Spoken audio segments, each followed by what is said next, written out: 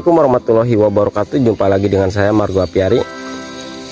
Pada season kali ini yaitu part keduanya dari pembuatan apiari di lantai atas. Jadi teman-teman semua, kita sekarang melanjut dari tahap ke 1 kita ke tahap 2. Nah, ini proses penyiapan untuk pembuatan apiari. Apa aja yang harus disiapkan? Seperti sebelumnya di part ke 1 kan itu lantai harus menggunakan keramik, geomembran atau pelapis anti bocor, atau menggunakan aspal juga, karena itu material yang bisa menahan akar masuk ke dalam pori-pori lantai tersebut atau dak atau corannya itu. Nah, yang barusan seperti yang saya katakan itu 4 poin itu harus dipenuhi, karena kalau misalkan tidak dipenuhi kemungkinan nanti lantainya akan menjadi lembab serta menjadi jelek untuk bagian interiornya. Nah, apalagi kalau misalkan di bawahnya itu bagian ruangan yang krusial seperti ruang tamu atau ruang keluarga atau kamar apalagi. Nah, jadi itu sangat direkomendasikan sekali, dikarenakan untuk meminimalisir efek jangka panjangnya. Nah, buat teman-teman semua, pada kali ini kita melanjut ke persiapan penanaman atau penyediaan media. Nah, itu apa yang harus diperhatikan, yaitu supaya kita menjadikan apiari ini mudah tumbuh ya, tanamannya di atas apiari yang di lantai atas itu kan sangat spesial sekali, karena kan untuk lantai atas itu sangat gersang ya. Kalau misalkan pada musim kemarau atau musim penghujan mungkin agak mending. Kalau musim penghujan walaupun gersang itu ada hujan, jadi kemungkinan si medianya itu menjadi basah. Berbeda dengan pada waktu musim kemarau gitu ya. Jadi itu akan membuat si tanaman itu cepat layu. Nah, apa aja yang harus persiapan? Itu untuk mempersiapkan lantai apiari. Nah, itu kan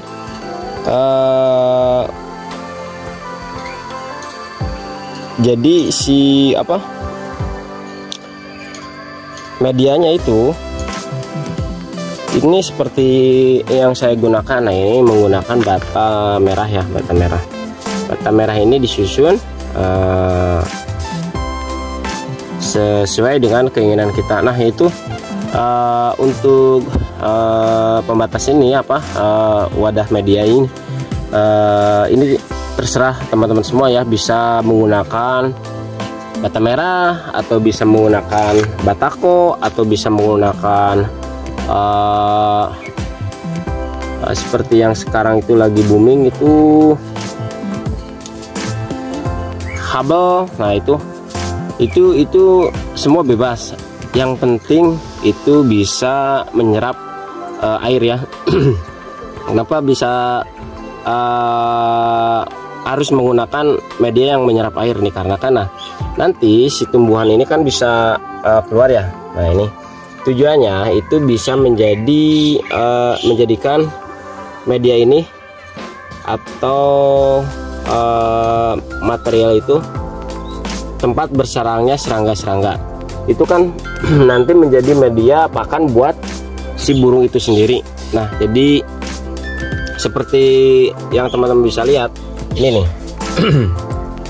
Ini kan banyak tanaman ya, itu banyak lubang-lubangnya. Nanti kan si serangga itu bisa masuk keluar, jadi atau bersarang di situ atau bisa bertelur. Nah, itu jadi nanti kita tidak akan ketergantungan dari penyediaan bahan pakan dari luar, walaupun memang tetap kita perlu, hanya saja tidak terlalu banyak lah. Kalau misalkan kita lagi keluar kota atau bepergian, setidaknya burung masih bisa tersedia, atau kita melatih insting supaya burung itu bisa mencari pakannya di alam liar. Nah, ini contoh hasilnya. teman-teman semua, itu si media ini, material ini sudah tertutup oleh tumbuhan rambat. Kebetulan saya menggunakan tanaman rambat dolar kecil ya, itu lumayan sudah tertutup sebagian untuk arah tempat yang sebelah sini. Kalau yang ini belum, tapi udah saya tanam. Contohnya ini nih, ini kalau yang ini dolar yang besar, nanti saya tunjukkan tumbuhannya. Cuman kalau yang ini, nah ini kan sudah ada sama seperti yang ini ya. Jadi kembali lagi teman-teman semua, apa aja langkah yang harus dipersiapkan ketika membuat apiary di lantai atas. Medianya seperti apa nih? Jadi buat teman-teman semua, jangan pernah menggunakan tanah untuk di lantai atau di apiary di lantai atas. Kenapa? Yang perlu teman-teman tahu, pertama, bobot dari tanah ketika diisi atau ada air, terutama pada saat musim hujan, itu akan mempengaruhi dari beban dak itu sendiri. Jadi saya sarankan menggunakan sekam padi. Kenapa harus menggunakan sekam padi? Karena itu ringan. Selain ringan, itu ada satu lagi hal yang paling bermanfaat. Apa itu?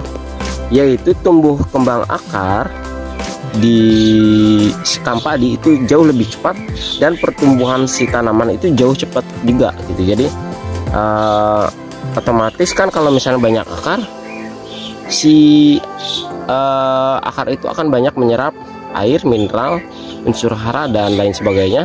Otomatis pertumbuhannya itu jauh lebih cepat. Coba teman-teman lihat kalau misalkan datang ke tempat bunga atau tanaman lah, itu rata-rata menggunakan sekam padi.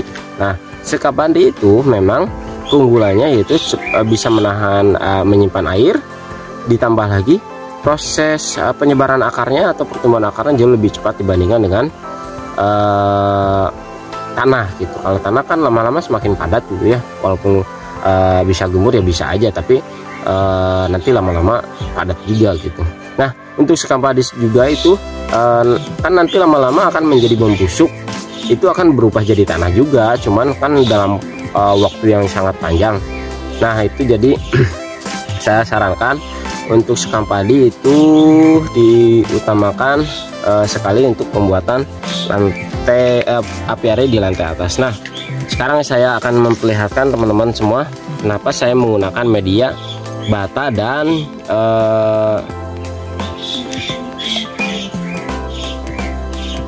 menggunakan apa itu ya, batako. Nah, salah satunya itu bisa membuat serangga tumbuh kembang banyak. Nah, ini nih saya contohkan. Itu serangga apa ya? Lah, pokoknya ya seperti itu. Itu banyak sekali ditemukan di tuh dulu lagi di dalamnya. Jadi di lapisan-lapisan bata itu akan banyak sekali mereka bersarang atau bertelur. Nah, bisa sekarang untuk akarnya sendiri teman-teman bisa lihat kan. Nah, ini akar, ini akar kepunyaan dari tumbuhan ini nih, Taiwan Beauty. Nah, ini untuk pemilihan tanaman juga nanti kita bahas di sesi yang selanjutnya ya. Sekarang untuk sesi yang kedua ini kita membahas ini dulu lah. Nah, ini pertumbuhan akarnya itu kan jauh lebih banyak. Nah, nanti ketika batanya udah tertutup, kan bata itu kan bisa menahan air ya, atau menyimpan air, kelembaban lah, menahan kelembaban.